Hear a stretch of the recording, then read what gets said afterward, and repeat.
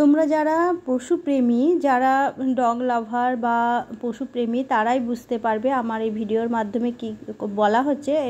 আর অন্য বন্ধুরা নিশ্চয়ই, আমি জানি অন্য বন্ধুরা হয়তো আমাকে অনেকেই কমেন্টে বলে, কিন্তু আদৌ আমি কি বলেছি সেটা না শুনেই আমাকে বলে কিছু, আমার কিছু করার নেই, তারা ঠিক আছে তাদের মতোই। আমি এর জন্য বলি যারা পশুপ্রেমী তারাই আমার একমাত্র চ্যানেলটাকে দেখো, আর মানে এগুলোকে দেখো, তারাই বুঝবে ফিলিংসগুলো। দেখো আমার এই বাচ্চাটা, এরকম আরও বাচ্চা আছে, তারা কিন্তু এই দেখো এর কন্ট্রোল নেই, এই সমানে মুখটাকে এরকম করে যায়, আর কানগুলোর উপরে এর কন্ট্রোল নেই।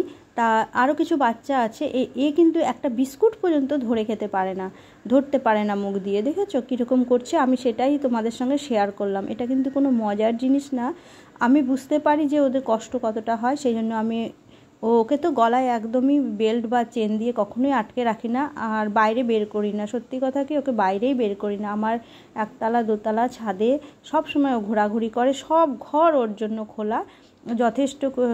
বাইরে যেতে পারবে না তো, বাঁচতে পারবে না, কামড়াকামড়ি করবে, কামড়ে দিবে, ওর নিজের মধ্যে তো কন্ট্রোলই নেই। দেখো ও খেতে পারে না, একটা রুটি খেতে পারে না, ওকে আমাকে ছিঁড়ে ছিঁড়ে দিতে হয়, ছোট ছোট টুকরো করে দিতে হয়, তবে গিয়ে খায়।